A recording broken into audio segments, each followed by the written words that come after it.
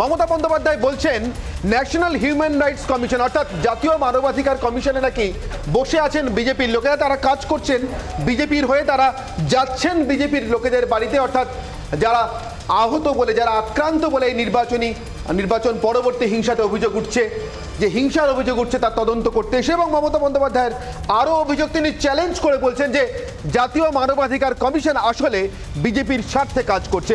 নির্বাচন কমিশনকে নিয়েও প্রশ্ন তুলেছেন মমতা বন্দ্যোপাধ্যায়। প্রথম নয়, এর আগেও তিনি বারবার প্রশ্ন তুলেছেন, যে প্রশ্নের সাপেক্ষে স্বাভাবিকভাবেই উঠছে এই প্রশ্নটা, পাল্টা প্রশ্নটা, যে প্রশ্ন বিজেপির তরফ থেকে, বিরোধীদের তরফ থেকে তোলা হচ্ছে, যে এ রাজ্যে যে কমিশনগুলো রয়েছে ঠিক এমনভাবেই কেন্দ্রের কমিশনগুলোর প্যারালেল, যারা এ রাজ্যের মানবাধিকার লঙ্ঘনের ঘটনার অভিযোগ এলে তদন্ত করেন, যারা এ রাজ্যে শিশু বা মহিলাদের উপরে কোনো অত্যাচার হলে, এমন অভিযোগ এলে তার তদন্ত করেন, সেই কমিশনগুলো কি সক্রিয়? তাদের কাছে গেলে মানুষ বিচার পান? ছেড়ে দিলাম জাতীয় মানবাধিকার কমিশনের কথা, রাজ্য মানবাধিকার কমিশনের কথা। আচ্ছা, এ রাজ্যের মহিলা কমিশন, শিশু সুরক্ষা কমিশন, কেন কেন্দ্রের এসটি কমিশনকে বারবার মনে করিয়ে দিতে হয় রাজ্যের তপশিলি জাতি এবং উপজাতির মানুষের অধিকার সুরক্ষিত কিনা, তারা অত্যাচারিত বা আক্রান্ত হচ্ছেন কিনা তা যেন খতিয়ে দেখেন রাজ্যের ডিজি, স্বয়ং ডিজিকে চিঠি লিখতে হয়। সংখ্যালঘু কমিশনের চেয়ারম্যান তিনি রাজ্যে পা রেখেছেন, তদন্ত করছেন সংখ্যালঘুদের অধিকার বিপন্ন হয়েছে কিনা, তারা আক্রান্ত হয়েছেন কিনা নির্বাচনী হিংসায়। শুধু তো বেছে বেছে বিজেপির কর্মী বিজেপির ঘরে আক্রান্ত হয়েছেন, বিজেপির কর্মীদের উপরে আক্রমণ শানানো হয়েছে, এমন অভিযোগের কথাই আসছে না। সংখ্যালঘু কমিশনের কথাও আসছে, এসটি কমিশনের কথাও আসছে, মহিলা কমিশনের কথাও আসছে, শিশু সুরক্ষা কমিশনের কথাও আসছে, আর এর সঙ্গেই আসছে মানবাধিকার কমিশনের কথা। মমতা বন্দ্যোপাধ্যায় মানবাধিকার কমিশনের রাজ্যে তদন্ত করতে আসা হাইকোর্টে রাজ্য সরকারের তার কাঙ্ক্ষিত ফল না পাওয়া যে অ্যাপিল রাজ্য সরকার করেছিলেন, যেন জাতীয় মানবাধিকার কমিশন না আসে, নির্দেশ যেন প্রত্যাহার করে নেন হাইকোর্ট, যে আর্জি হাইকোর্ট মানেননি।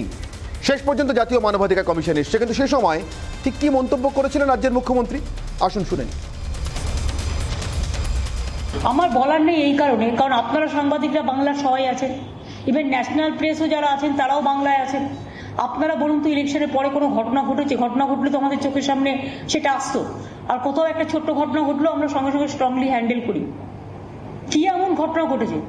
এরা পলিটিক্স করবার জন্য কখনো গভর্নর চলে যাচ্ছেন এর বাড়ি ওর বাড়ি, এটা রুটিন। কখনো হিউম্যান রাইটসকে ডেকে নিয়ে এসে পাঠিয়ে দিচ্ছে। এবং সবচেয়ে বড় কথা হচ্ছে, বিজেপির যে লোকেরা আজকে নিয়ে গেছিল তাদের মধ্যে অনেককেই টোটাল সাজিয়ে নিয়ে যাওয়া হয়েছে বলে আমাদের কাছে খবর আছে। যে কথা বলছিলাম, মমতা বন্দ্যোপাধ্যায় মনে করছেন যে জাতীয় মানবাধিকার কমিশনকে আসলে পাঠানো হয়েছে রাজনৈতিক উদ্দেশ্যে।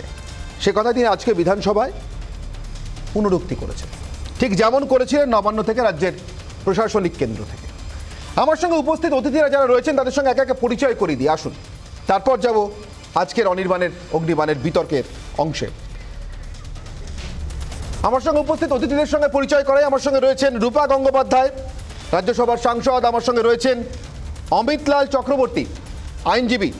আমার সঙ্গে রয়েছেন বিজেপির তরফ থেকে মুখপাত্র শতরূপা। আমার সঙ্গে রয়েছেন সুদীপ রাহা, তৃণমূল কংগ্রেসের মুখপাত্র, এবং তনুশ্রী বসাক, সমাজকর্মী।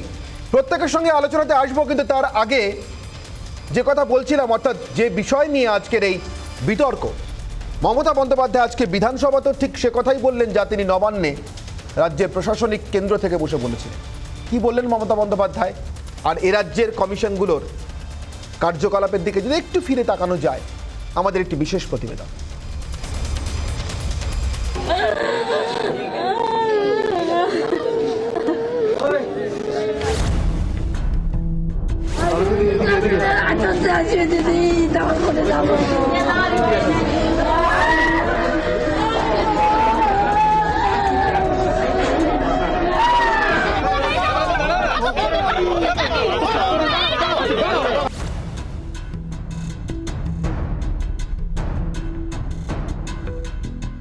প্রথমেই অভিযোগ অস্বীকার, হাইকোর্টের রায়ে ব্যাকফুটে পড়তেই পাল্টা নিশানা।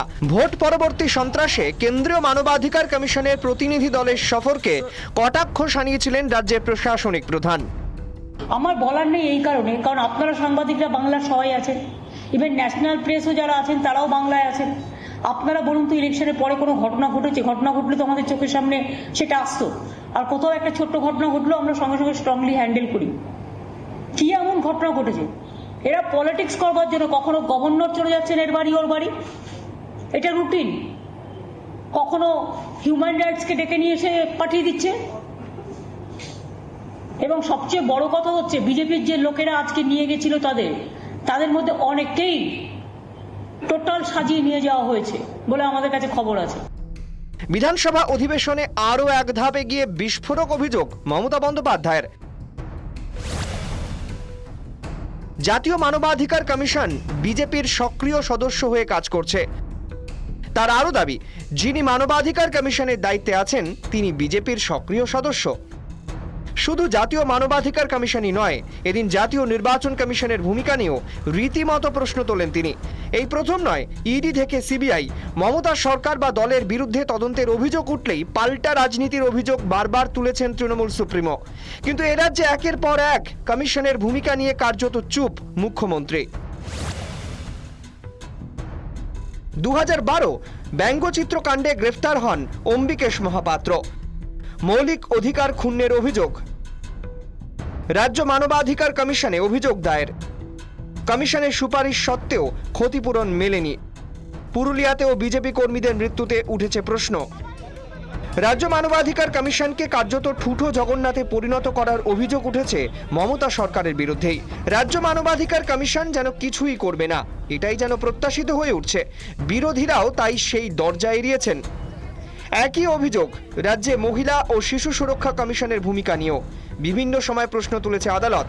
ভোট সন্ত্রাসে শিশু ও মহিলারা ঘরছাড়া হলেও রাজ্যে নিযুক্ত কমিশনের দেখা মেলেনি। হস্তক্ষেপ করতে হয় জাতীয় শিশু সুরক্ষা কমিশনকে। ডিজি বীরেন্দ্রকেও নোটিশ দেন তিনি। রাজ্যে সংখ্যালঘু কমিশন ও তপশিলি জাতি উপজাতি কমিশনের ভূমিকা নিয়েও একাধিকবার উঠেছে প্রশ্ন। রাজ্যের কমিশনগুলির বিরুদ্ধে যখন এমন অভিযোগ, ঠিক তখনই রাজ্যের প্রাথমিক শিক্ষা সংসদে ফের নিয়োগ করা হলো মানিক ভট্টাচার্যকে। নদিয়ার পলাশীপাড়া থেকে যিনি তৃণমূলের টিকিটে নির্বাচিত বিধায়ক, টিকিট পাওয়ার পর পদত্যাগ করলেও জয়ী হতেই উলট পুরাণ। নির্বাচিত জনপ্রতিনিধি কি করে প্রাথমিক শিক্ষা সংসদের চেয়ারম্যান হতে পারেন তা নিয়ে উঠছে প্রশ্ন। রাজ্যের কমিশন, সেই কমিশনের কার্যকলাপ, কমিশনের নিয়োগ, বিরোধীদের অভিযোগ সবই চলে মন মর্জি মতো। এই পরিস্থিতিতে মমতার এই মন্তব্যে যেন চালুনি হয়ে সূঁচের বিচার করতে বসা। কটাক্ষের সুরে বলছেন বিরোধীরা। রিপাবলিক বাংলা।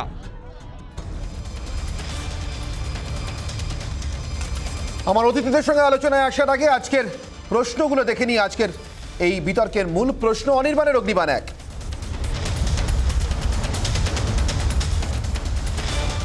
রাজ্যের কমিশন কাজ করলে কি এনএইচআরসি আসতো বা তার আসার দরকার পড়তো? অগ্নিবাণ 2।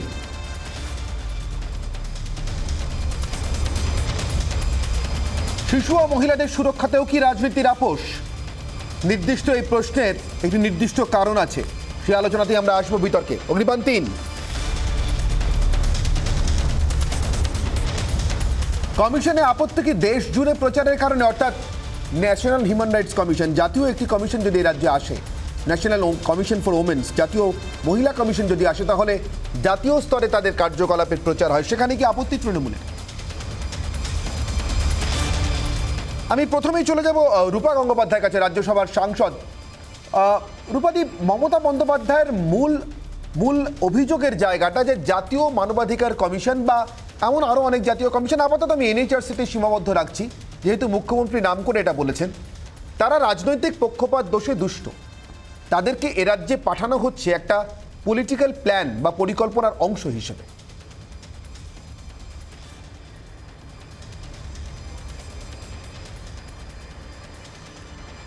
দেখুন, ন্যাশনাল ক্রাইম রেকর্ড ব্যুরোর কাছে অফিসিয়ালি 2019-এর পরে কোনো রিপোর্ট জমা পড়েনি। তো তাই যদি হয় তাহলে মানুষের কাছে কিভাবে, দেশের মানুষের কাছে কিভাবে ট্র্যাক রাখা সম্ভব এবং কিভাবে তার প্রতিকার করা সম্ভব? দেখুন, একটা হচ্ছে একটা দুর্ঘটনা ঘটছে, আমি ধরে নিলাম ফর আর্গুমেন্ট সেক যে উনি এগুলো কিছু করাচ্ছেন না বা ওনার মদত নেই, উনি বিরোধিতা, উনি চাইছেন সব সুস্থ হয়ে যাক পশ্চিমবঙ্গে, তাই যদি হতো তাহলে ওনার ডিনায়ালটা বলে দেয় যে ওনার একটা প্যাসিভ সাপোর্ট আছে সিস্টেমের সঙ্গে। যদি প্যাসিভ সাপোর্ট না থাকে তাহলে ওয়াই সেইং দ্যাট হ্যাঁ এগুলো হচ্ছে, এগুলো বার করা দরকার। আমার পুলিশ যখন ব্যর্থ হচ্ছে আমার লোকজনকে এখানে ধরে দিতে, তখন এইসব কমিশন আসা দরকার। এইসব কমিশনের সঙ্গে অ্যাকচুয়ালি স্টেটের যে কমিশনগুলো আছে সেগুলো অ্যাকচুয়ালি ডিফাঙ্ক করে রাখা হয়েছে। ডিফাঙ্ক করে রাখা না থাকলে they should have also been with the national team. National টিমের সঙ্গে থাকলে কি হয়, অ্যাকচুয়ালি প্রবলেমটা সলিউশনের দিকে যাওয়া যায়। দেখুন, প্রবলেম তুলে ধরবার কথা বিরোধীদের, কিন্তু সলিউশন করার চেষ্টা এবং পুরোটা ক্ষমতাই মমতা বন্দ্যোপাধ্যায়ের হাতে, মুখ্যমন্ত্রীর হাতে। তো তিনি চেষ্টা যে করছেন না ম্যাটারগুলোকে কমপ্লিট করার, শেষ করবার, নির্মূল করার, সেটা বারবার বলে দিচ্ছে, কারণ উনি বারবার ডিনায়াল মোডে আছেন, অস্বীকার করছেন। উনি বলছেন কিচ্ছু হয়নি, এখনও বলছেন যে কিচ্ছু হয়নি, কোনো রকম ঘটনা ঘটেনি পশ্চিমবঙ্গে। তো কমিশনার বেড়াতে আসছে আর কি, মানে that's what she is trying to say, which is very ridiculous, খুব দুঃখজনক। আমি সুদীপ রাহার কাছে যাই, তৃণমূল কংগ্রেসের তরফ থেকে রয়েছেন আমাদের সঙ্গে। সুদীপবাবু, যদি কিছুই না ঘটে, আমার প্রশ্ন, কলকাতা হাইকোর্টের প্রধান বিচারপতির উপর একটা অনাস্থা তৃণমূল কংগ্রেস বা তৃণমূল কংগ্রেস সমর্থিত আইনজীবীদের আছে, তার প্রমাণ আমরা পেয়েছি অশোক দেবের চিঠিতে। কিন্তু সুপ্রিম কোর্ট, সেখানেও নিশ্চয়ই আপনাদের অনাস্থা তৈরি হয়নি ইতিমধ্যে। আমি জিজ্ঞাসা করবো পরে আপনাকে কোন কোন প্রতিষ্ঠানে আপনাদের আস্থা রয়েছে, কিন্তু আমার ধারণা এখনো পর্যন্ত আমি অফিসিয়ালি এমন কোনো বক্তব্য পাইনি তৃণমূল এদেশের সুপ্রিম কোর্টের উপর আস্থা নেই। তাহলে সেখান থেকেও তো এই জাতীয় মানবাধিকার কমিশনে আসাতে সিলমোহর, সেখান থেকেও তো রাজ্য সরকারকে হলফনামা দাখিল করতে বলা, এই হিংসার ঘটনাগুলোকে অস্বীকার করে সত্যি কি সত্যকে আপনারা অস্বীকার করতে পারবেন, বাস্তবতাকে অস্বীকার করতে পারছেন, নাকি তাতে আরও বেশি সমস্যা তৈরি হচ্ছে, জাতীয় স্তরে আপনাদেরই ইমেজ খারাপ হচ্ছে? দেশের বিচার ব্যবস্থার প্রতি আমাদের সম্পূর্ণ আস্থা রয়েছে, কিন্তু ভারতবর্ষের মানুষের বিজেপির উপর আর আস্থা নেই। তার কারণ বিজেপি দলটাও মানুষের উপর থেকে আস্থা হারিয়ে ফেলেছে বলেই বাংলার নির্বাচন করতে গিয়ে 8 দফায় নির্বাচন করিয়েছে 1.5 লক্ষ কেন্দ্রীয় বাহিনী, সিবিআই, ইডি, এসএফআইও, আরো বিভিন্ন সংস্থাকে রাজনৈতিক ভাবে কাজে লাগানোর চেষ্টা করা হয়েছে। তারপরেও মমতা বন্দ্যোপাধ্যায়কে হারাতে পারলেন না বিজেপির পরিযায়ী নেতারা, এবং সেই হার মেনে নিতে না পেরে রাজনৈতিকভাবে অক্সিজেন শূন্য হয়ে পড়েছিল। এখন এই সমস্ত একটা দুটো স্পোরাডিক ইনসিডেন্ট, আজকে না 1 মাস ধরে আপনারা শুধু এই বিষয়ে কথা বলে যাচ্ছেন। বহু ইস্যু রয়েছে, আমি আপনাদের চ্যানেলে আগেও বলেছি, আমরা কখনো দেখিনি আপনাদের চ্যানেলে আপনারা স্টুডেন্ট ক্রেডিট কার্ড নিয়ে একটা 1 ঘন্টার আলোচনা করেছেন। কখনো দেখিনি কিষাণ ক্রেডিট কার্ড মমতা বন্দ্যোপাধ্যায়ের সরকার দিয়েছে, সেটা নিয়ে আপনারা আলোচনা করেছেন। উপদেশ নয়, এখানে কোন সাংবাদিক সরকারের বিরোধিতা করলে আর যাই হোক গৌরী লঙ্কেশের মতো খুন হতে হয় না। আমার আগের বক্তা রাজ্যসভার মাননীয় সাংসদ রূপা গাঙ্গুলি নিশ্চয়ই সহমত হবেন আমার সঙ্গে, যে বাংলায় মহিলাদের ক্ষমতায়ন যেভাবে মমতা বন্দ্যোপাধ্যায় করেছেন সেটা সারা ভারতবর্ষের কাছে মডেল। আর মডেল বলেই আজকে কন্যাশ্রী থেকে রূপশ্রী, সেগুলো সারা ভারতবর্ষের কাছে একটা উজ্জ্বল উদাহরণ। আমরা কখনো কিন্তু রূপা গাঙ্গুলি বা এই ধরনের বিজেপির যারা মহিলা মোর্চার নেত্রী আছেন, কখনো দেখলাম না এনারা হাথরাস নিয়ে প্রতিবাদ করেছেন, কখনো দেখলাম না আসিফা খানের ঘটনা নিয়ে প্রতিবাদ করেছেন।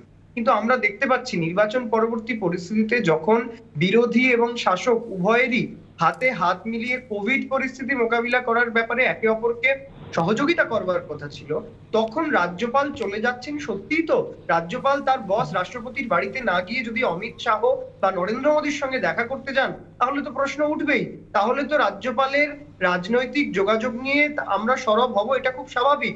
যে রাজ্যপাল নির্বাচনের আগে বারংবার বলেছেন আপনারা আসল পরিবর্তনের পক্ষে ভোট দিন, বাংলায় পরিবর্তনের সরকার আনুন, সেই রাজ্যপালের রাজনৈতিক অভিসন্ধি নিয়ে বাংলা তথা বাঙালির প্রশ্ন রয়েছে। কিন্তু আপনারা যেটা বলছেন, উনি যেটা নিয়ে বলতে শুরু করলেন এনসিআরবি রিপোর্ট, আপনি যদি লাস্ট এনসিআরবি রিপোর্টটা খুলে দেখেন, সেই এনসিআর ন্যাশনাল ক্রাইম রেকর্ড ব্যুরোর রিপোর্ট অনুযায়ী আপনারা দেখতে পাবেন সবচেয়ে বেশি হিংসার ঘটনা ঘটেছে উত্তরপ্রদেশে।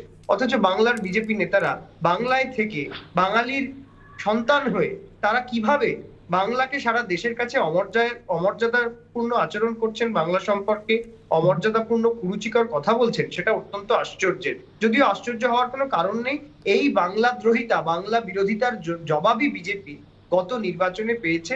যারা 200 বলেছিল ইসবার 200 পার, তাদেরকে বাংলার মানুষ 75-এ থামিয়ে দিয়েছে। শুধু তাই নয়, আমি প্রথম দিন থেকে বলছি, আজকে আবারও বলবো, দেখতে থাকুন আগামী দিন বিরোধী দল হিসেবে বিজেপি বিধানসভায় থাকতে পারে কিনা। কতজন বিজেপির বিধায়ক তারা আবার তৃণমূল কংগ্রেসে আসতে চলেছেন। বেশ, সুতরাং আমি শতরূপার কাছে যাই, বিজেপির তরফ থেকে রয়েছেন শতরূপা আমার সঙ্গে। শতরূপা, আপনার কাছে আমার একটা প্রশ্ন, এই যে সুদীপবাবু বলছিলেন, আমি তার পরিপ্রেক্ষিতে শতরূপা আপনার কাছে প্রশ্নটা রাখছি। মানে আমার কেমন যেন মনে হচ্ছে যে 20 বছর পেরিয়ে গেল কিন্তু আপনাদের ভাগ্য পরিবর্তন ঘটল না। 2001 সাল, তখনও পর্যন্ত এ রাজ্যে তৃণমূল কংগ্রেসের সঙ্গে বিজেপির জোট রয়েছে, বা 2000 সালও হতে পারে, আমি যদি একটু ভুল করি, কারণ শেষ কয়েক মাস জোটটা ছিল না বিধানসভা নির্বাচনের ঠিক আগে মমতা বন্দ্যোপাধ্যায় কংগ্রেসের সঙ্গে জোট বাঁধেন 2001-এ। প্রভুনাথ সিংয়ের নেতৃত্বে একটা জয়েন্ট পার্লামেন্টারি কমিটি এসেছিল, যৌথ সংসদীয় দল, কেশপুর, গড়বেতা, খানাকুল এই সমস্ত অঞ্চলে সন্ত্রাসের অভিযোগ খতিয়ে রাখবার জন্য। তখন আপনারা একসঙ্গে এনডিএ সরকার চালাচ্ছেন, বিজেপি এবং তৃণমূল। ঠিক যে কথাগুলো সুদীপবাবু বলছিলেন না, আমি একদম হুবহু প্রতিফলন পাচ্ছিলাম। ঠিক এই কথাগুলো তখন গণশক্তি কাগজে লেখা হতো, সিপিআইএমের মুখপাত্র রাজ্যে লেখা হতো যে এ রাজ্যকে জাতীয় স্তরে বদনাম করবার জন্য, বামেদের শাসিত রাজ্য তার ভাবমূর্তি ক্ষুণ্ণ করবার জন্য, এই রাজ্য কতটা হিংসাশ্রয়ী হয়ে উঠেছে, এটাকে জাতীয় স্তরে নিয়ে যাওয়ার জন্য এটা বিজেপি এবং তৃণমূলের যৌথ ষড়যন্ত্র। এখন তৃণমূল আপনাদের সঙ্গে আর নেই, কিন্তু ষড়যন্ত্রকারীর ভূমিকায় 20 বছর পরেও আপনারা রয়ে গেলেন, রাজ্যের ক্ষমতা আপনারা দখল করতে পারলেন না। এই 20 বছরের পারে জীবন চলে গেল, কিন্তু আপনাদের ভূমিকা বদলালো না, আপনাদের ষড়যন্ত্র বদলালো না। এটা কিন্তু সুদীপবাবুর কথা শুনে মনে হচ্ছে সতর্ক। অনির্বাণ, নমস্কার। আজকে প্রথমত রূপাদির সঙ্গে অনের দেখা, এবং আজকে ডিসকাশনটা খুব ইন্টারেস্টিং। প্রথমত বলি যে তুমি যেটা বলছো সেটা আমাদের পার্টি যেমন ইংরেজিতে একটা কথা আছে না, লিপস এন্ড বাউন্ডস, মানে উত্তরোত্তর আমাদের উন্নতি হয়েছে, আমাদের নাম্বার স্ট্রেংথ বেড়েছে মেম্বারশিপ হিসেবে। এবং এই রাজ্যে নট অনলি যে আমরা কেন্দ্রীয় সরকার চালাচ্ছি, এই রাজ্য কিন্তু এই যে তৃণমূলের সুবিধা অনুযায়ী তারা বলে যাচ্ছে যে আমরা হেরো, আমাদের নাকি পশ্চিমবঙ্গের মানুষ ফিরিয়ে দিয়েছে, মুখ ঘুরিয়ে নিয়েছে, কিন্তু 75টা এমএলএ কিন্তু এই রাজ্যের মানুষের আশীর্বাদে এইভাবে হয়েছে। 2,30,00,000 বিজেপিকে চেয়েছে, এই জন্য 3খানা এমএলএ থেকে যে পার্টি 75টা এমএলএ আসতে পারে, তাদের ভাগ্য খারাপ তুমি কি করে বলছো? আজকে 75টা এমএলএ যখন পৃথিবী কাঁপিয়ে রাজ্যপালের কাছে যায়, তখন হৃদকম্পন হয় এই মাননীয়ার, এবং মাননীয়ার দল বলে, সেই জন্যই ওরা এইভাবে রিয়াকশন করে। সুদীপকে চুপ করতে বলো, কারণ আমি যখন ও কথা বলছিল একটা কথা আমি বলিনি, একটু চুপ করতে বলো, আমার গলাবাজি করতে হবে। এক এক করে আমি তো আপনাকেও সময় দিচ্ছি, এক এক করে সুদীপবাবু প্লিজ, শতরূপা প্লিজ। উনি বললেন আমার আজকে মাননীয় রাজত্বে আমি তো বেশ কয়েক বছর আছি, এবং একটা জিনিস মনে করিয়ে দেবো তোমাদের সামনে। রূপাদি আর আমি, তখন রূপাদি সবে মহিলা মোর্চার প্রেসিডেন্ট হয়েছেন, আমরা দুর্গাপুরে গেছিলাম, আসানসোলে গেছিলাম, এবং সেখান থেকে জামুরিয়া বলে একটা জায়গায় গিয়েছিলাম। সেখানে আমাদের আটকে দিয়েছিল, আমাদের যেতে দেয়নি, কাছাকাছি যেতে দেয়নি। তখন কিন্তু ইলেকশন ছিল না, তখন কিন্তু কিছুই ছিল না। দেখেছো, সুদীপ কিন্তু না পারে এই জিনিস করে যাবে। সুদীপ শুরু করলে অপরাধতার সীমা তুমি ছাড়াচ্ছ কিন্তু। আচ্ছা, এবার দেখো সুদীপবাবু প্লিজ, এক এক করে সুদীপবাবু প্লিজ, আমি তো আপনার কাছে আবার ফিরবো। সুদীপবাবু, আপনার কিছু বলার থাকলে আমি আপনার কাছে পরে ফিরবো। এক এক করে প্লিজ, ভালোভাবে কথা হচ্ছে, সবাই কথা বলছেন, এক এক করে প্লিজ। এই নাগা অসভ্যতা করতে থাকে তৃণমূলের এইটাই কালচার, ও যে তুলে ধর। আচ্ছা, এবার আমি আরেকটা কথায় যাই। তখন কিন্তু ইলেকশন ছিল না, আমি তখন Bengal national chamber of commerce and industries ladies wing এর প্রেসিডেন্ট, এবং আমাকে ভাগ্যক্রমে কি দুর্ভাগ্যক্রমে অনেকটা কাজ মহিলা শিশু স্টেট কমিশনের সঙ্গে আমার কাজ করতে হয়েছিল। এবং তখন কিন্তু মাননীয় অলরেডি টেক ওভার করে নিয়েছে, মানে মমতাময়ী মাননীয় তখন হয়ে গেছেন পশ্চিমবঙ্গে। তো সেই সময়ও কিন্তু সবকিছু একটা রাগ ঢাকের ব্যাপার, সবকিছুই একটা মানে না দেখতে পাওয়া, আমরা কোনো রেকর্ড দেবো না, আমরা এফআইআর একেবারেই শতরূপা আপনার অডিওটা আমরা পাচ্ছি কিন্তু আপনার ভিডিও পেতে সমস্যা হচ্ছে। আমার মনে হয় এই টেকনিক্যাল গ্লিচেসটা আমরা একটু ঠিক করে নিই, তারপর আমি আবার আপনার কাছে আসবো। আপনার কথার মর্মার্থ আশা করি আমি বুঝতে পেরেছি এবং সবাই শুনতে পেরেছেন এখনো পর্যন্ত আপনি যতটা বলতে পেরেছেন। আমি অমিতলাল বাবুর কাছে যাব এবং আমি বলেছিলাম আমার অগ্নিবাণ 2 আমি যেখানে শিশু এবং মহিলাদের সুরক্ষার কথা বলেছিলাম, আমি অমিতলাল বাবু আপনার কাছে যাবো একটা নির্দিষ্ট প্রশ্ন নিয়ে এবং তারপর তনুশ্রীর কাছেও আসবো। আজ থেকে বছর 4 আগে 2017 সালে, আমি যদি ভুল বলি রূপাদি আমাকে একটু সংশোধন করে দেবেন, আমার যতটা মনে পড়ছে 2017 সালে আমরা একদিন বেশ চমকে উঠেছিলাম। উত্তরবঙ্গের এক বিজেপি নেত্রী, যুব নেত্রী পূজা চৌধুরী, মাফ করবেন জুহি চৌধুরী যার নাম, তার বিরুদ্ধে অভিযোগ এলো তিনি শিশু পাচারে যুক্ত, এমনকি তিনি মহিলা পাচারেও যুক্ত থাকতে পারেন বলে সন্দেহ করছে পুলিশ। প্রাথমিক তদন্তে এমনটা জানা গেল। রূপা গঙ্গোপাধ্যায়ের নাম জড়ালো, আরও কয়েকজন কেন্দ্রীয় স্তরের বিজেপি নেতার নাম জড়ালো, একেবারে যাকে বলে কোমর বেঁধে তদন্ত শুরু হলো। কিন্তু 4 বছর পরেও সেই তদন্তের ফলটা কি, অর্থাৎ জুহি চৌধুরী শিশু পাচার করতেন কি করতেন না, এটা আজও জানতে পারলাম না। আমার বক্তব্য, বিজেপি তৃণমূল বুঝি না, শিশু বা মহিলা পাচারের মতো ঘৃণ্য অপরাধে কেউ যদি যুক্ত থাকেন তিনি ভারতের যে পার্টি করুন আর যত বড় ক্ষমতাধরী হন তার জেলের গরাদের ওপারে থাকার কথা। কিন্তু 4 বছরেও এমন অভিযোগের যদি সত্যাসত্যই নির্ণয় না হয়, অমিতলাল বাবু আইনজীবী হিসেবে আপনার কি মনে হয় এ রাজ্যে শিশু এবং মহিলা সুরক্ষার সঙ্গেও রাজনীতির আপোষ করা হচ্ছে না? আমার 2 নম্বর অগ্নিবাণ ছিল অমিতলাল বাবু। নমস্কার অনির্বাণ। যেটা আপনি প্রশ্নটা তুললেন যে একটা সাবজুডিস ম্যাটার নিয়ে, আমি বিং এন আইনজীবী, আমার মনে হয় সাবজুডিস ম্যাটার নিয়ে আমার কোনো মন্তব্য করাটা ঠিক হবে না। এবং সেটা নিয়ে যথেষ্ট প্রচার পেয়েছিল, যথেষ্ট সেটা নিয়ে আলোচনা হয়েছে, পেপারে এসেছে, ইলেকট্রনিক মিডিয়াতে এসেছে, এবং আইনের পথে চলছে। একদিন আমরা নিশ্চয়ই সেই বিচার কি হলো সেটা জানতে পারবো। আর একটা জিনিস আমি সবার আলোচনা শুনে আমি খুব আশ্চর্য বোধ করি যে মানব অধিকার সেটা তো একটা কমন এজেন্ডা যে কোনো পলিটিক্যাল পার্টির জন্য। যারা মানুষকে নিয়ে রাজনীতি করবেন তাদেরই তো মানব অধিকারকে মানে মেনটেন করার দায়িত্ব। তো সুতরাং এই মানব অধিকার সেটা এনএইচআরসি দিয়ে হলো কি এসএইচআরসি দিয়ে হলো সেটা তো বিচার্য বিষয় নয়। এবার যদি আমার সন্তান সন্ততি বা আমার যারা মক্কেল রয়েছেন তারা যদি আমার উপর ভরসা না রাখতে পারেন, যদি অন্যত্র কোথাও কারোর উপর ভরসা রাখেন, তাহলে সেটা তো আমারই বিচার করার বিষয়, নিজের মানে আত্মমন্থন করার বিষয় যে আমার উপর কেন তারা ভরসা রাখতে পারছেন না। এগুলো সম্পূর্ণ অ্যাডমিনিস্ট্রেটিভ ব্যাপার, বুঝলেন তো। এগুলো নিয়ে না ঠিক আইনি বিশ্লেষণ করা সম্ভব হয় না। এগুলো যে সরকারে আছেন তার নিজেরই এটাকে বিবেচনা করা উচিত যে কেন বেশি কমপ্লেন এনএইচআরসি তে যাচ্ছে, কেন আমার স্টেট লেভেলে, কেন আমার রাজ্যের মানুষ আমার রাজ্যের মানবাধিকার কমিশনের উপর ভরসা রাখতে পারছে না। এটা নিয়ে আমার মনে হয় একটা মানে সেলফ অ্যানালিসিস হওয়া উচিত, গভর্নমেন্টের ভেতরেই হওয়া উচিত, এবং যারা এই প্রশাসনে আছেন তাদের নিজেদের এটা করা উচিত। যারা মানে সরকারি দলের রাজনৈতিক ব্যক্তিত্বরা আছেন তাদের নিজেদের মধ্যে একটা চিন্তন করা উচিত যে কেন। আমি আরেকবার একটু রূপাদির কাছে যাই, অমিতলাল বাবু রূপাদিকে আমার একটু পরে ছেড়ে দিতে হবে। আমি আরেকবার একটু রূপাদির কাছে যাই। রূপাদি, আমার আপনার কাছে একটা প্রশ্ন আছে। ডিগনিটি বলুন বা সাধারণ অর্থে মানুষ হিসেবেও তো একটা আত্মমর্যাদার জায়গা থাকে।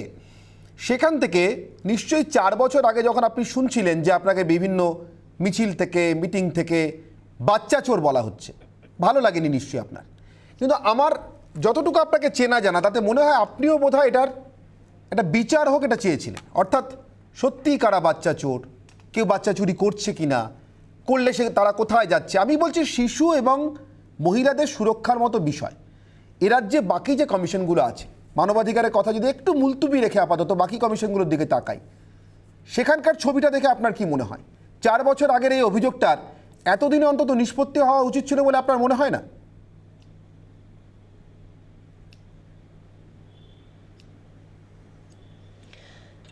দেখুন, আইনজীবী ভদ্রলোক একদম ঠিকই বলেছেন, এটা কেসটা সাবজুডিস, কিন্তু আমার কেসটা সাবজুডিস নয়, তাই আমি কথাটা বলতে পারি। 4 বছরেও ওরা আমার নামে চার্জশিট দিতে পারেনি, পারবেও না, মানে কোনো পসিবিলিটি নেই। প্রশ্ন হচ্ছে যে এটা অ্যাকচুয়ালি কেসটা দাঁড় করাবার জন্য কেসটা করা হয়নি। আমাকে বদনাম করার জন্য সেই সময় কিছু ফেক অ্যাকাউন্ট, ব্যাংক অ্যাকাউন্ট খোলা হয়েছিল এবং তখন আধারের সঙ্গে ব্যাংক অ্যাকাউন্ট যুক্ত হয়নি সেই সময়, ফলে বোঝা যেত না যে ওটা আমার নামে অ্যাকাউন্ট নাকি অন্য কারোর নামে অ্যাকাউন্ট। তো এই নিয়ে বিস্তারিত কোনোদিন সুযোগ পেলে আমি নিশ্চয়ই বলবো। তবে এইটুকু বলবো যে দেখুন, ইচ্ছে করে এটা করা হয়েছে শুধু আমাকে বদনাম করার জন্য। জুহি বলে একটি বাচ্চা মেয়েকে, 28 বছর বয়সের একটি মেয়েকে বাচ্চা পাচারকারী বলে তাকে 3 বছর জেলে, বেচারা তার মানে শরীর যে কি অবস্থা হয়েছে সে আমি জানি। যাকে কেসটা চলছে এখনো জলপাইগুড়ি কোর্টে চলছে, আমরা সুপ্রিম কোর্ট থেকে ওকে বেল পাওয়াতে 3 বছর আমার সময় লেগেছে, বেল পাওয়াতে 3টে বছর। এবং কতখানি দুঃখের কথা, আইনজীবী আছেন একজন, আপনাকে জানাতে পারি যে লোয়ার কোর্টে মাসের পর মাস জাজকে ছুটিতে রাখা হয়েছিল এবং জাজের ছুটি স্যাংশন করা হয়েছিল এবং জাজ ট্রান্সফার হয়ে গেছিল বলে লোয়ার কোর্টের জাজ মাসের পর মাস ছিল না তার, যাতে বেলটা না দেওয়া যায়। এবং বারবারে হাইকোর্টে যাওয়ার পরেও আমাদের লোয়ার কোর্টে ফেরত যেতে হচ্ছিল, বিকজ হাইকোর্ট থেকে অবভিয়াসলি বলছিল যে লোয়ার কোর্ট থেকে বেলটা অ্যাপ্লাই করতে তো হবে। তো এরকম ধরনের জঞ্জাল ঘটনা 3-4 বছর ধরে দেখেছি এবং আজকে ভাবলে খুব অবাক লাগে যে 35 বছর ধরে আমি একটা প্রফেশনে ছিলাম, যে যেখানে মানুষ সারা বিশ্বের প্রচুর লোক আমাকে চেনে, কলকাতা বাংলা তো ছেড়ে দিন, ভারতের প্রচুর মানুষ আমাকে চেনে। একটা অপবাদ দেওয়ার আগে একবার ভাবছে না যে এই মানুষটার কর্মটা আমরা দেখতে পাই। যেমন একজন কবি বা একজন সাহিত্যিক তার কাজটা কি করছেন তার একটা প্রকাশ হয়। আমি যেমন যে সিনেমা বা যে থিয়েটার বা যে টেলিভিশন শোজ করেছি 35-30 বছর ধরে, সেটা লোকে দেখতে পেয়েছে রোজ। আমার ওয়ার্ক শিডিউল ইজ অ্যাভেলেবল, যে কোনো লোক দেখতে পারে। আমি যে সকাল 7টা থেকে বা 8টা থেকে রাত্রি 12টা 1টা 2টো অবধি আমি শুটিং করেছি 30 বছরের আমার প্রফেশনে। তো সেখানে আমার মতন একটা লোক বাচ্চা পাচার করতে পারে এরকম একটা ভেগ জিনিস শুধু আমাকে বদনাম করার জন্য। এবং তারপরে কোনোদিনও, দুঃখের কথা কি, কোনোদিনও সেই চ্যানেলগুলো যারা বড় বড় করে ফলাও করলো তারা কোনোদিন ধরে চেষ্টা পর্যন্ত করলো না একবার এসে জিজ্ঞাসা করার যে রূপা গাঙ্গুলি ম্যাডাম আপনার নামে তো চার্জশিটই ফেলা গেল না, কি কারণে? সিআইডি বাড়িতে এসেছিল, আমি পূর্ণ সহযোগিতা করেছি, কিন্তু ওরা আমায় কিছু ফাঁসাতে পারলেন না আনফর্চুনেটলি। প্রশ্ন এখানে নয়, প্রশ্ন তেমনি কমিশনে প্রশ্নটা গেছিলেন, উইমেন্স অ্যান্ড চাইল্ড কমিশন থেকে এসেছিল, পুরো কেস তদারকি করার জন্য এসেছিল। ঘটনাটা যেটা ঘটেছিল সেটা কোর্টেই যাবে, আমি এখানে বলবার আমার উচিত নয়, বাট আমি আমার তরফ থেকে যেটুকু বলতে পারি, যেটুকু আমার নামে বলা হয়েছিল, কেসটা মানুষের জানা দরকার আছে, আপনি সুযোগ দিয়েছেন, আমি খুব কৃতার্থ আপনার কাছে। সেটা হচ্ছে যে অ্যাকচুয়ালি একটা এনজিও ওখানে গন্ডগোল করছিল, সেটা রাজ্য সরকারের লোকরা মিলে গন্ডগোল করছিল। এই পুরনো কাগজ ঘেটে দেখুন, রাজ্য সরকারের সমস্ত আধিকারিকরা ওখানে যুক্ত ছিল। সেটাকে বন্ধ করার একটা নির্দেশ এসেছিল কেন্দ্র সরকারের কাছ থেকে, আপনারা জানেন concurrent list, state list, union list, যে নির্দেশটা এসেছিল এবং সেই এনজিওটা বন্ধ করতে হতো বলে, যাতে ওইটা এনজিও বন্ধ করা হয়েছে, চাইল্ড ট্রাফিকিং সে নামে না যায়, সেজন্য আমাকে ফাঁসানো হলো যাতে সেটাই হেডলাইন করা যায়। It's is so unfortunate. মানে বিরোধী রাজনীতিতে থাকলে পরে পশ্চিমবঙ্গে বছর পর বছর পুকুরের মাছে ওষুধ দিয়ে মারা হয়েছে, এটা অস্বীকার করে লাভ নেই। বছরের পর বছর গ্রামকে গ্রাম পুরুষ মানুষদের মেরে দিয়ে বিধবা গ্রাম করে দেওয়া হয়েছে, বছর পর বছর মানুষকে নির্যাতন করা হয়েছে। আজকের তারিখে রেশনের চাল দেওয়া বন্ধ হয়েছে, ইলেকট্রিসিটি কেটে দেওয়া হচ্ছে, এগুলো কোনোটাই নতুন নয়। এবং আরেকটা কথা আমি বলে শেষ করব, আমার বিরতি সময় যাবে, আসবো আমি। রূপাদি কন্ট্রোল করলেন প্লিজ। রূপাদি, যারা এই ধরনের চ্যানেলে বসেন তাদের প্রত্যেককে আমার একটা অনুরোধ আছে, বিষয়গুলো খুব সেন্সিটিভ। আপনার কোনো আত্মীয়ের সঙ্গে ঘটলো কি ঘটলো না, আমার কোনো পরিচিত মানুষের সঙ্গে ঘটলো কি ঘটলো না, বা কোন দলের মানুষ, সেই যদি বিচার করতে গিয়ে আমরা যদি বিষয়টা ভুলে যাই এবং বিষয়ের গাম্ভীর্যটাকে হারিয়ে ফেলে এ ধরনের দুর্ব্যবহার করি, চিৎকার চেঁচামেচি করি, তাহলে কিন্তু বিষয়টাকে লঘু করছি, বিষয়টা লঘু করছি। আমার একটা বিরতির সময় আছে। রূপাদি, অনেক ধন্যবাদ। বলা যায় যে অ্যাকচুয়ালি গুরুত্ব নেই সুদীপবাবু এই প্লিজ, বিষয়গুলোর সুদীপবাবু প্লিজ, গুরুত্ব আমার নেই। সময় হচ্ছে, একটা বিরতিতে যাওয়া। রূপাদি অনেক ধন্যবাদ আমাদের সঙ্গে সময় দেওয়ার জন্য। আমি কথা রাখলাম রূপাদি, আপনি 30 মিনিট সময় দিতে পারবেন বলেছেন, আমি আপনাকে 30 মিনিটেই ছাড়ছি। তবে যে বক্তব্যটা পেশ করে গেলেন রূপা গঙ্গোপাধ্যায়, রাজ্যসভার সাংসদ, তার পরিপ্রেক্ষিতে প্রশ্ন ওঠা স্বাভাবিক। কেন্দ্রীয় কমিশনগুলো, জাতীয় কমিশনগুলো যদি রাজনৈতিক উদ্দেশ্য প্রণোদিত হয়ে কাজ করে বলে মুখ্যমন্ত্রী মমতা বন্দ্যোপাধ্যায় অভিযোগ করছেন, তাহলে সেই একই অভিযোগ এরাজ্যের বিরোধীরা যদি এরাজ্যের শাসক দলের বিরুদ্ধে করেন, তাহলে তার কি প্রকৃত উত্তর রয়েছে তৃণমূল কংগ্রেসের কাছে? তৃণমূল কংগ্রেসের উত্তর নেওয়ার জন্য মুখপাত্র সুদীপ রাহা রয়েছেন, তার কাছে ফিরবো। একটা বিরতির সময় আছে, বিরতির পর ফিরে আসি, সঙ্গে থাকুন রিপাবলিক বাংলায়। আমি ফিরে এসেছি বিরতির পর। এরাজ্যের বিভিন্ন কমিশনকেও রাজনৈতিক উদ্দেশ্যে ব্যবহার করা হয় অভিযোগ করছেন বিরোধীরা। কিছুক্ষণ আগে রূপা গঙ্গোপাধ্যায় বলছিলেন, আমি বলেছিলাম বিরতির পর ফিরে এসে তৃণমূল কংগ্রেসের মুখপাত্র হিসেবে সুদীপ রাহা আমাদের সঙ্গে আছেন, উত্তর নেব। সুদীপবাবু, আপনার কাছ থেকে উত্তর নেব, কিন্তু তার আগে একটি বক্তব্য শুনিনি ভারতীয় জনতা পার্টির বিজেপির এরাজ্যের সভাপতি দিলীপ ঘোষ কয়েকদিন আগে মুখ্যমন্ত্রীর এই বক্তব্য প্রসঙ্গে ঠিক কি বলেছেন এনএইচআরসি বা জাতীয় মানবাধিকার কমিশনের এই রাজ্যে আসা সম্পর্কে দিলীপ ঘোষের বক্তব্য। না, অন্য রাজ্যের এরকম পরিস্থিতি নাই তো। রাজ্য ছেড়ে সরকারের এবং তার গুন্ডাদের অত্যাচারে রাজ্য ছেড়ে অন্য রাজ্যে চলে যেতে বাধ্য হয়েছে, সেটা কেবল পশ্চিমবাংলায় হয়েছে এবং বারবার হয়েছে। পঞ্চায়েত নির্বাচনের সময় হয়েছিল, আর এবারে বিধানসভা নির্বাচনের সময় এই একই দৃশ্য দেখা যাচ্ছে। মানবাধিকারের প্রশ্ন নিয়ে প্রশ্ন উঠলে মানবাধিকার কমিশনের টিম এলে তাদের উপরে আক্রমণ হয়, এটা এখানেই ঘটেছে। হোম ডিপার্টমেন্টের টিম এলে তাকে আটকে রাখা হয়, বা কোভিড নিয়ে দেখতে এলে তাকে আটকে রাখা হয়, এটা পশ্চিমবাংলার বাইরে কোথাও হয় না। তো সেই জন্য বারবার এই কথা আমাদেরকে তুলতে হয়। আমি চলে যাব সরাসরি সুদীপবাবুর কাছে। সুদীপবাবু, আমি দুটো ঘটনার কথা আপনাকে উল্লেখ করব। সুদীপবাবু, মমতা বন্দ্যোপাধ্যায় বিরোধী নেত্রী থাকাকালীন দুটি ঘটনা, দুটি জাতীয় স্তরে রীতিমতো আলোড়ন ফেলেছিল। একটি ভিখারি পাসওয়ানের মৃত্যুর ঘটনা, আমরা জানি মমতা বন্দ্যোপাধ্যায় সেই ঘটনা নিয়ে আন্দোলনের কথা। আমার প্রশ্ন, আমি যেদিকে ইঙ্গিত করতে চাইছি, মমতা বন্দ্যোপাধ্যায়ের নেতৃত্বে যে অভিযোগ হয়েছিল সেটা কিন্তু রাজ্য মানবাধিকার কমিশনেই হয়েছিল। শেষমেশ দোষী পুলিশ অফিসারদের সবাই হয়তো, বা যারা অভিযুক্ত রাজার আমি বলবো, সবাই হয়তো শাস্তি পাননি, অনেকে প্রমাণের অভাবে খালাস পেয়ে গেছিলেন, কিন্তু সেটা বিচার প্রক্রিয়ার অন্তর্গত বিষয়, তা নিয়ে সুপ্রিম কোর্ট পর্যন্ত হয়েছে। আমার বক্তব্য, অভিযোগটা কিন্তু রাজ্য মানবাধিকার কমিশনেই দায়ের হয়েছিল। গৌরব দত্ত রাজ্য মানবাধিকার কমিশনেই অভিযোগ দায়ের হয়, শেষ পর্যন্ত সাজাও পান, অবসরকালীন সুযোগ সুবিধা থেকে বঞ্চিত হন, তার যে শাস্তি প্রাপ্য ছিল সে জায়গা থেকেই, অন্যায্যভাবে নয়। এখানে আমার প্রশ্ন, তাহলে কি বলবো সুদীপবাবু, শাসক হিসেবে বামফ্রন্টের আমলে রাজ্য মানবাধিকার কমিশন আরও বেশি বিশ্বাসযোগ্য ছিল, নাকি বিরোধী হিসেবে বিজেপি এ রাজ্যে আপনারা যখন বিরোধী ছিলেন তার থেকে খারাপ? আপনি দীর্ঘদিন ধরে সাংবাদিকতা করছেন, আপনি নিশ্চয়ই জানেন পশ্চিমবঙ্গে মানবাধিকার ধর্ণা কোন রাজনৈতিক দলের পক্ষ থেকে কে দিয়েছিলেন, জানেন নিশ্চয়ই আপনি। রাজ্যে মানবাধিকার কমিশনের জন্য মানবাধিকার ধর্ণা বাংলার রাজনৈতিক ইতিহাসে সেটা একটা মাইল ফলক বলতে পারেন, আপনি নিশ্চয়ই জানেন, আমি আশা করি। তো সেই মমতা বন্দ্যোপাধ্যায়ের দিকে যখন মানবাধিকার নিয়ে আঙুল তুলছেন আপনারা, আপনাদেরকে আমি স্মরণ করিয়ে দেব যে এই বাংলায় সিপিএম এর 34 বছরের সঙ্গে তৃণমূল কংগ্রেসের 1 দশকের শাসনের কোনো তুলনা হয় না। তার কারণ স্টেট স্পন্সার্ড গণহত্যা, রাষ্ট্রীয় মদতে যে গণহত্যা, সেটা সিপিএম এর সময় নন্দীগ্রাম থেকে সিঙ্গুর, নেতাই থেকে সাঁইবাড়ি আমরা দেখেছিলাম। আপনি দীর্ঘদিন সাংবাদিকতা করছেন, এখানে বলে না অন্যান্য জায়গাতেও, এবং সেক্ষেত্রে একজন স্বনামধন্য আমার শ্রদ্ধেয় সাংবাদিকও বটে। তবে সেক্ষেত্রে আমি আপনাকে জিজ্ঞেস করবো, এই 10 বছরে একটা স্টেট স্পন্সার্ড গণহত্যা দেখাতে পারবেন যেখানে মানবাধিকার নিয়ে আপনারা এত প্রশ্ন তুলছেন? আর যখন আমরা এই প্রশ্নগুলো তুলছি, কালকে স্ট্যান স্বামী মারা গেছেন, 84 বছর বয়স্ক একজন ভদ্রলোক, তিনি মারা গেছেন হাসপাতালে, মৃত্যুর সঙ্গে লড়াই করেছেন। কেন না তিনি কিছু মেডিকেল ফেসিলিটিস চেয়েছিলেন, এটা তার অপরাধ। ইউএপিএ ধারায় তার বিরুদ্ধে মামলা হয়েছিল। 84 বছরের একজন মানুষ, আদিবাসীদের জন্য একটা উচ্চ কণ্ঠে যিনি প্রতিবাদে সরব হয়েছিলেন, সেই স্ট্যান স্বামীকে আমরা বলছি এটা স্টেট স্পন্সার্ড, মোদি শাহের স্টেট স্পন্সার্ড গণহত্যা এটা।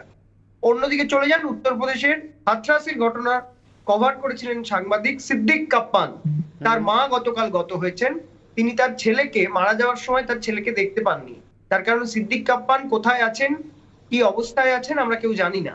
সেই পরিস্থিতিতে আমি আপনাদেরকে বলবো যে আপনারা বাংলার দিকে আঙুল তোলবার আগে দয়া করে, যারা সারা ভারতবর্ষে আমরা গৌরী লঙ্কের সাংবাদিকের হত্যাকাণ্ড দেখেছি, যারা যে বিজেপি একজন রেপিস্টকে জেল থেকে বার করার জন্য মিছিল করে, তাদের মুখে দয়া করে আপনারা এই মানবাধিকার শব্দের দোহাই আপনারা দেবেন না।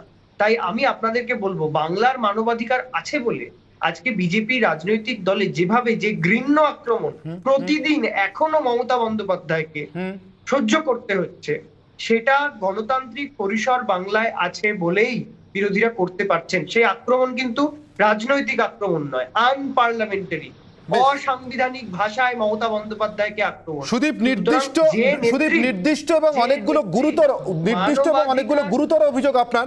আমি শতরূপার কাছ থেকে চট করে উত্তর নিয়ে নেওয়ার চেষ্টা করি। শতরূপা, মানবাধিকার প্রশ্নে বিজেপি রাজ্যে যতটা সরব, নিজেদের পরিচালিত রাজ্য সরকারগুলিতে ঠিক ততটাই খারাপ, এবং সেখানে জাতীয় মানবাধিকার কমিশনকে দেখা যায় না, সেখানে বিজেপি সরব হয় না। মানবাধিকার লঙ্ঘনের একমাত্র ঘটনা কি শুধু পশ্চিমবঙ্গেই ঘটছে? সরাসরি প্রশ্ন আপনাকে শতরূপা। অনির্বাণ, দুর্ভাগ্যজনক ভাবে তৃণমূল না এই ছোট ছোট বাচ্চাগুলোকে তার বাইরে তৃণমূল পৃথিবীটা এখনো দেখেনি, দেখতে লাগবে তাদের বাইরের সংবাদটা খুব একটা উদ্দেশ্য চাই। তুমি প্রশ্ন করেছো, কয়েকটা প্রশ্ন উত্তর আমি দিতে পারতো। শুধু জিজ্ঞেস কথা, আমি একটা তিনটে তো আরো আছে বসে কালি আছে যাচ্ছি না, তোমরা যথেষ্ট ভালো। আচ্ছা, এবার আসি ও বিভিন্ন নাম করছি। উত্তরপ্রদেশের কথা বলছি। উত্তরপ্রদেশে ইদার হই হই করে জিতেছ, বিশাল মেজরিটি নিয়ে। উত্তরপ্রদেশের মানুষ যখন এই গভর্নমেন্টকে চেয়েছে, তৃতীয়বার চেয়েছে, উত্তরপ্রদেশের কথা উত্তরপ্রদেশকেই ভাবতে দাও। এবার আসি এই রাজ্যের কথা। এই রাজ্যে আজকে না এরা হচ্ছে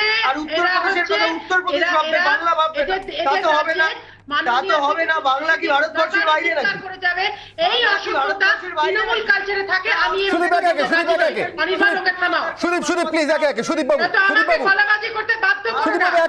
আপনি বলেছেন আপনার সময়, আমি তখন সুদীপ বাবু আপনি আপনার সময় বলেছেন, সুদীপ বাবু আপনি আপনার সময় বলেছেন আমি কাউকে অ্যালাউ করিনি তখন। প্লিজ সুদীপ বাবু, প্লিজ আপনি আপনার সময় বলেছেন, আমি কখন কাউকে অ্যালাউ করিনি। প্লিজ প্লিজ শতরূপা প্লিজ বলুন। সুদীপ বাবু প্লিজ, আপনি আপনার সময় বলেছেন, আমি তখন কাউকে অ্যালাউ করিনি। সুদীপ বাবু প্লিজ, আমরা ধৈর্য ধরে সকলের কথা শুনি প্লিজ। Shatarupa please. মাননীয় ম্যালেরিয়া খায় না, মাননীয় চোখে আগের বার অ্যারেস্ট হয়ে গেল, এত লোকের মৃত্যু, কিন্তু মাননীয় হলো। এবার এটা ভেরি ন্যাচারাল, আছে মানুষের কাছে দেখতে পায় না, যাচ্ছে আবার সাংবাদিকদের কোনো ঘটনা ঘটেছে একাকার দেখিয়ে যাচ্ছে, একাত্তা ঘটনা নয়। আজকে এয়ারপোর্টকে ইন্টারভিউ করতে হলো, যেখানে এত অত্যাচার হচ্ছে মানুষের ওপর, এয়ারপোর্টকে বলতে হলো যে পুলিশ যেন এবার গভর্নমেন্ট যেন এদের ব্যবস্থা। শতরূপা এবার অডিওতেও রীতিমতো প্রবলেম হচ্ছে, ফলে আমাকে থামাতে হচ্ছে বাধ্যতা, কারণ চেষ্টা করলেও দর্শকও বুঝতে পারবেন না এই মুহূর্তে যা অডিও কোয়ালিটি। আমাকে থামাতে হচ্ছে বাধ্য হয়ে। শতরূপা, আমি ব্রহ্মাস্ত্রটা নিয়ে নিই আজকের অনির্বাণের অগ্নিবাণের বিতর্কের মূল প্রশ্ন। আজকের ব্রহ্মাস্ত্র,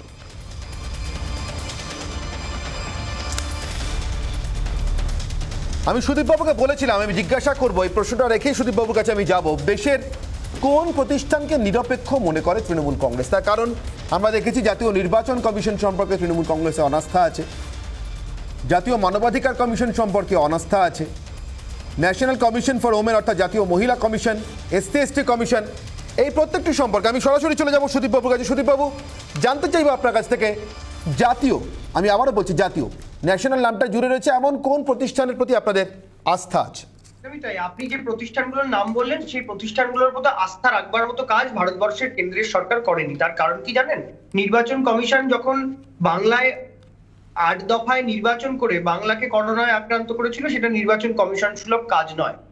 বাংলায় যখন তৃণমূল কংগ্রেসের নেতাদেরকে মেলাইন করবার জন্য সিবিআই দিয়ে, ইডি দিয়ে লোকের বাড়িতে সিবিআই ঢুকিয়ে দেওয়া হয়েছিল, তো নির্বাচন পরবর্তী পরিস্থিতিতে সেই সিবিআই কোথায় গেছে? আজকে কেন্দ্রীয় বাহিনী পাঠিয়ে 100 জনকে দিয়ে রাজ্যের নির্বাচিত মন্ত্রীকে তুলে নিয়ে যাওয়া হলো, তারপরে চার্জশিটে নাম কোথায়? এত বছর ধরে যে সমস্ত তৃণমূলের নেতাদেরকে আপনারা সারদা নারদা নিয়ে দিনের পর দিন মেলাইন করে গেছেন, সিবিআই এর ভূমিকা কি? নোবেল চুরি হয়েছে রবীন্দ্রনাথের, সিবিআই এর ভূমিকা কি? আস্থা তো তখনই থাকবে যখন কাজ হবে। অন্যদিকে আবার আপনি দেখুন, ন্যাশনাল হিউম্যান রাইটস কমিশনের কথা বলছেন। হাথরাসে যখন ঘটনা ঘটেছিল ন্যাশনাল হিউম্যান রাইটস কমিশন গেছিল? আসিফা খানের ঘটনা যখন ঘটেছিল তখন গেছিল? সবটাই পিআই, আগে হতো পাবলিক ইন্টারেস্টেড লিটিগেশন, এটা এখন হচ্ছে পলিটিক্যাল ইন্টারেস্টেড লিটিগেশন। আর এই পলিটিক্যাল ইন্টারেস্টেড লিটিগেশনটা করাচ্ছে বিজেপি। একদম নাম করে বলছি, তার কারণ বিজেপির জামানায় কোন প্রতিষ্ঠান স্বশাসিত ভাবে কাজ করতে পারছে না। বিজেপি গণতন্ত্রের প্রত্যেকটা স্তম্ভকে ধ্বংস করেছে, ভারতবর্ষের অর্থনীতি ধ্বংস করেছে, ভারতবর্ষের স্বাস্থ্য ব্যবস্থা ধ্বংস করেছে, তার সাথে সাথে ভারতবর্ষের প্রত্যেকটা অটোনোমাস প্রতিষ্ঠান, সেই প্রতিষ্ঠানগুলোর সক্রিয়তা। সুদীপবাবু, বুঝতে পারছি আপনাদের অনাস্থার কারণ, আপনারা যে যুক্তিগুলোকে সামনে আনছেন সেটা। আমার সময় যেহেতু বিতর্কের শেষ হয়েছে, আমাকে শেষ করতে হবে।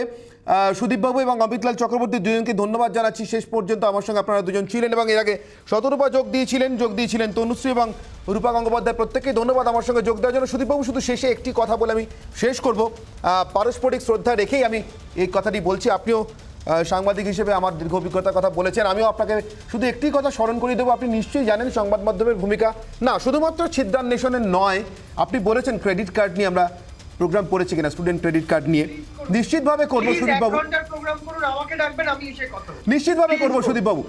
আপনারা কিষাণ ক্রেডিট কার্ড নিয়ে করুন, আমি হাত জোড় করে নিশ্চিতভাবে করবো সুদীপবাবু, নিশ্চিতভাবে করবো সুদীপবাবু, কিষাণ ক্রেডিট কার্ড নিয়ে করুন, নিশ্চিতভাবে করবো সুদীপবাবু। এবং আপনাদেরকে ডাকবো, সরকার সংবাদ মাধ্যমের ভূমিকা শুধুমাত্র ছিদ্রান্বেষণের নয়, যা মানুষের জীবন বদলে দেয়, বদলে দিয়েছে, তা নিয়েও মানুষকে সচেতন করা আমাদের কাজ।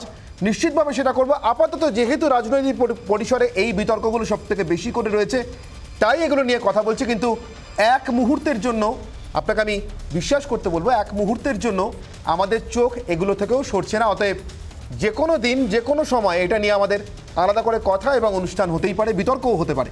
আপাতত ধন্যবাদ সুদীপবাবু এবং অমিতলাল চক্রবর্তী।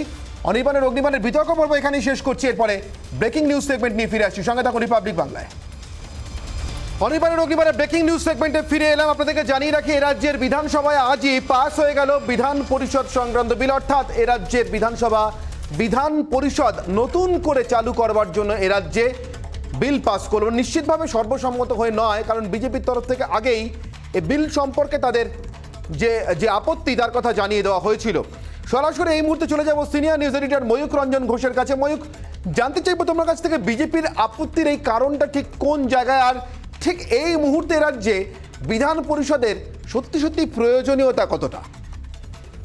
একদমই অনির্বাণ, প্রথমেই দর্শকদের স্বার্থে জানিয়ে রাখি, বিধান পরিষদ অর্থাৎ 99 জন আলাদা করে আরও বেশি, কেউ হয়তো হেরেছেন বিধানসভায়, কেউ হয়তো টিকিট পাননি, কেউ হয়তো অন্য দল থেকে এসছেন, এরকম 99 জন নতুন করে বিধান পরিষদের সদস্য হবেন এবং সমস্ত সুযোগ সুবিধা একজন বিধায়ক যা পান, সেই বিধায়কদের সম গুরুত্বের সুযোগ সুবিধা এবং পদ ওনারা পাবেন। বিষয়টা হলো, শুভেন্দু অধিকারী আজকে প্রেস কনফারেন্স করে যে বিষয়টি বললেন তা হলো, প্যান্ডেমিক সিচুয়েশনে, মহামারী কালে এই ধরনের ঘটনায় টাকা খরচা করার কি কারণ আছে।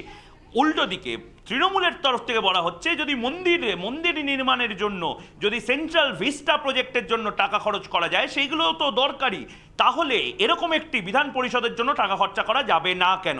শুভেন্দু অধিকারী আবার বলেন যে মমতা বন্দ্যোপাধ্যায় হারের ভয়ে নিজেকে পুনর্বাসন দেওয়ার জন্য বিধান পরিষদে যাচ্ছেন।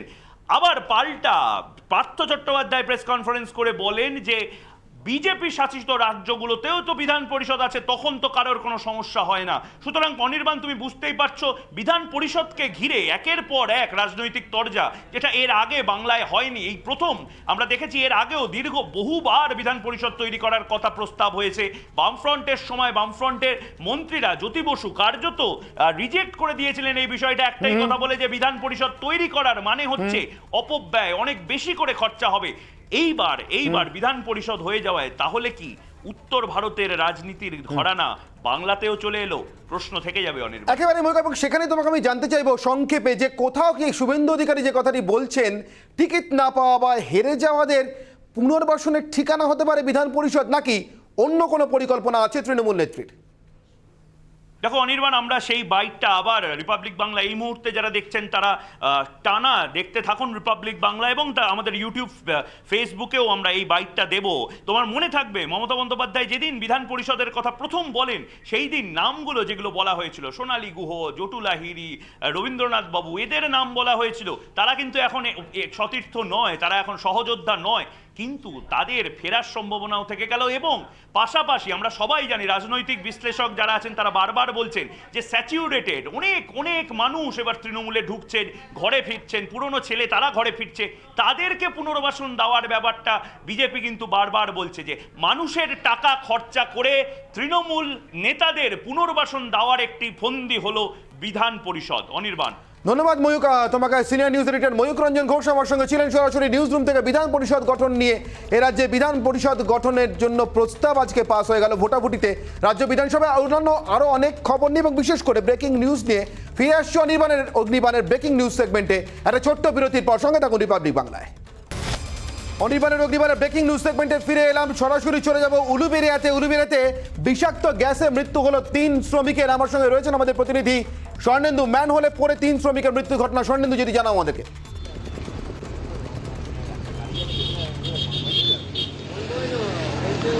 দেখো অনির্বাণ, এটা কিন্তু ঝামটিয়ার ধরমপোতা এলাকার ঘটনা। এখানে একটি নির্মীয়মান বিল্ডিং এবং সেখানে একটি সেপটিক ট্যাঙ্ক তৈরি করা হয়েছিল এবং সেই ট্যাঙ্কে আজ কাজ করতে নেমেছিলেন একজন শ্রমিক। তিনি যখন অসুস্থ হয়ে পড়েন, তাকে বাঁচানোর জন্য আরও একজন শ্রমিক নামেন এবং তারাও অসুস্থ হয়ে পড়েন। এরপরে দমকলে খবর দেওয়া হলে দমকল তাদের উদ্ধার করে নিয়ে যায় স্থানীয় বিবিধ হাসপাতালে। সেখানে চিকিৎসকরা তাকে মৃত বলে ঘোষণা করা গেছে। জানা গেছে এই যে শ্রমিক, এদের 3 জনের বাড়ি কিন্তু বীরভূমের নলাটিতে। ইতিমধ্যে পুলিশ কিন্তু একটা ইউডি কেস চালু করেছে এবং এই 3 জনের যে মৃতদেহ সেগুলি ময়নাতদন্তের জন্য উলুবেড়িয়া মহকুমা হাসপাতালে পাঠিয়েছে। ধন্যবাদ স্বর্ণেন্দু। কথা বলছেন আমাদের প্রতিনিধি স্বর্ণেন্দুর সঙ্গে। অনির্বাণের এখানেই শেষ করছি। এরপরে থাকছে আপনাদের সঙ্গে সোজাসুজি স্বর্ণেন্দু।